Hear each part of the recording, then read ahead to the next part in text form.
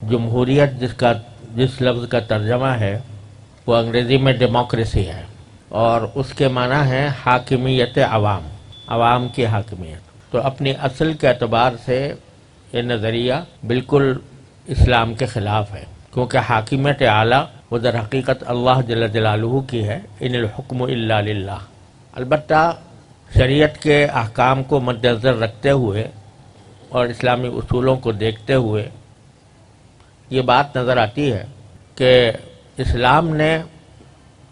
سیاست کے معاملے میں چند بنیادی اصول عطا فرمائے ہیں، اور ان اصولوں کی تطبیق کس طرح ہو اس کو ہر دور کے اہل بصیرت پر چھوڑ دیا۔ مثلا اصول یہ ہے کہ حکمرانی حاکمیت اصل میں اللہ جل جلالہ کی ہے، اور جو کوئی دنیا میں حاکم بنے اس کا نام چاہے کوئی بھی رکھ دیا جائے، چاہے اس کو خلیفہ کہیں، چاہے اس کو سلطان کہیں، چاہے اس کو ملک کہیں، اگر وہ بنیادی اصولوں کے مطابق حکومت کر رہا ہے تو اس کو ہم شریعت کے خلاف نہیں کہہ سکتے۔ پہلے یہ سمجھیے کہ قرآن کریم نے اگرچہ جو اصل لفظ استعمال فرمایا وہ تو خلیفہ کا ہے، اور حضرت داؤد علیہ السلام سے بھی یہ فرمایا انا جعلناک خلیفۃ فی الارض، لیکن ساتھ ساتھ ملوک کا لفظ بھی موضع مدح میں اور موضع نعمت میں استعمال فرمایا۔ بنی اسرائیل سے فرمایا کہ وجعل فیکم ملوکا، تو یہ نعمت کے طور پر ذکر فرمایا کہ ہم نے تمہارے اندر سے بادشاہ پیدا کیے تھے، ملوک پیدا کیے تھے۔ اور اسی طرح جو حضرت سموئیل علیہ السلام کے واقعے کو بیان کرتے ہوئے ان اللہ قد بعث لکم طالوت ملکا، طالوت کو ہم نے ملک بنا کر تمہارے پاس بھیجا، تو معلوم ہوا کہ اصطلاح چاہے خلیفہ کی استعمال کر لیں، چاہے ملک کی استعمال کر لیں، یا کوئی اور لفظ استعمال کر لیں، امیر کا لفظ استعمال کر لیں، صدر کا لفظ استعمال کر لیں، ناظم اعلیٰ کا لفظ استعمال کر لیں، لفظوں کے بارے میں شریعت نے ہمیں کوئی پابند نہیں کیا کہ حاکم کو ہمیشہ خلیفہ ہی کہو یا ہمیشہ ملک ہی کہو، لیکن اصل بات یہ ہے کہ وہ حاکم ایسا ہو جو قرآن و سنت کا پابند ہو۔ اس صورتحال کو مد نظر رکھتے ہوئے جب ہمارا آئین مرتب کیا گیا تو اس کی جو قرارداد مقاصد ہے، جو حضرت شیخ الاسلام علامہ شبیر احمد صاحب عثمانی رحمۃ اللہ علیہ اور ان کے رفقا جن میں میرے والد ماجد رحمۃ اللہ علیہ بھی شامل ہیں، انہوں نے جو قرارداد مقاصد مرتب فرمائی سن 1948 میں، یعنی پاکستان بننے کے اگلے سال، وہ الحمدللہ آج تک کوئی اپنی جگہ سے ہلا نہیں سکا۔ اس کا کوئی لفظ آج تک باوجود بے شمار سیکولر لوگوں کے آنے کے اس کو کوئی تبدیل نہیں کر سکا۔ اس میں یہ تصور پہلے ہی سے موجود ہے کہ حاکمیت اعلیٰ اللہ جل جلالہ کی ہے، اور جو منتخب نمائندے حکومت کریں گے وہ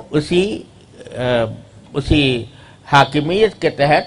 ان کے اللہ تعالیٰ کے نائب ہو کر حکومت کریں گے۔ اور جمہوریت کا لفظ جہاں استعمال کیا گیا تو اس کے ساتھ یہ لفظ استعمال ہوا کہ جمہوریت جیسا کہ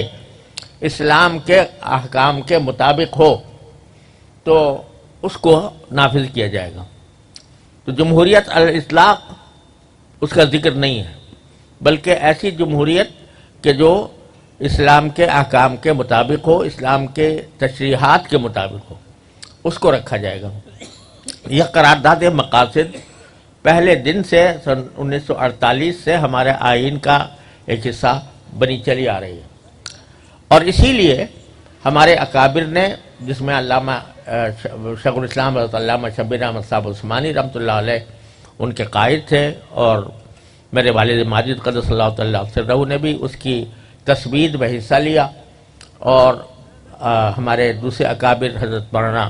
مفتی محمد حسن صاحب رحمۃ اللہ علیہ، حضرت مولانا محمد ادریس صاحب کانلوی رحمۃ اللہ علیہ، یہ سب حضرات اس کی تثبیت میں شریک تھے۔ اس لیے انہوں نے اس لفظ کو اس لیے گوارا کیا، جس کی میں نے بنیاد یہ عرض کی کہ اصطلاحات کے پھیر میں قرآن سنت نے ہمیں نہیں ڈالا، بلکہ ہمیں بنیادی اصول یہ مقرر فرمایا کہ قرآن و سنت کے مطابق ہو۔ اب ساری بات جو آ جاتی ہے وہ شخصیات پر آ جاتی ہے کہ وہ شخصیت اگر قرآن و سنت کے اوپر عمل کرنے کا نہ صرف عزم رکھتی ہو بلکہ اس کے بارے میں کوشاں بھی ہو، تو پھر وہ اس کا نام چاہے آپ اس کا صدر رکھ لیں، چاہے وزیر اعظم رکھ لیں، چاہے اس کا نام آپ بادشاہ رکھ لیں، چاہے اس کا نام خلیفہ رکھ لیں، تو شریعت نے اس کے اوپر کوئی پابندی عائد نہیں کی۔ اب سارا مدار اس پر ہے کہ کون سی شخصیات ہیں جو اس مقام تک پہنچتی ہیں کہ جو ملک کا نظام چلائیں۔ اب یہ تو آپ نے دیکھا ہوگا کہ قوانین بہت سے بنتے رہتے ہیں، لیکن قوانین کا بن جانا کافی نہیں ہوتا، بلکہ قوم کی اور عوام کی اور شخصیتوں کی تربیت کی ضرورت ہوتی ہے۔ وہ جب تک تربیت نہیں ہوگی تو اس وقت تک آپ صرف نام خلیفہ رکھنے سے معاملہ حل نہیں ہوگا کہ آپ خلیفہ کسی کو کہہ دیں اور وہ خلیفہ بن کر وہ ایسا یعنی بالکل کہنا چاہیے کہ استبداد کا پیکر بن جائے کہ اس کے بعد اس کے وہ جس کی زبان قانون بن جائے اور وہ جیسا چاہے وہ کرے، یہ اسلام کے مطابق نہیں ہے۔ نام چاہے خلیفہ رکھ لیا گیا ہو۔ اس کے برخلاف اگر آج فرض کرو اللہ تبارک و تعالیٰ اس بات کی توفیق دے دے کہ اچھی شخصیات وہ پہنچ جائیں، چاہے وہ وزیر اعظم کے نام سے ہوں، لیکن اچھی شخصیات اگر وہ جا کر آئین کے اوپر عمل کریں اور آئین کے تقاضوں کے اوپر عمل کریں تو کوئی وجہ نہیں ہے کہ اس میں اسلام کی نفاذ میں کوئی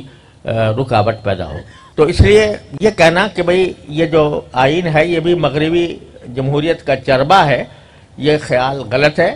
اور یہ کہنا کہ صرف خلافت ہی واحد